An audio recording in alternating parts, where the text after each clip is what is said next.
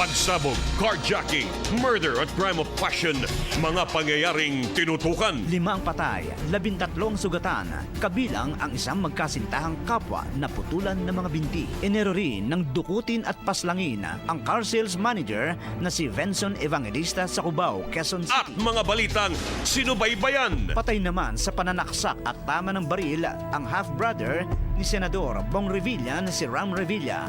Kahit na anong sorry yung sabihin niya, hindi ko ma-feel. Gusto ko lang po sabihin sa kanya na gusto kong bigyan ng tamang hustisya yung daddy ko.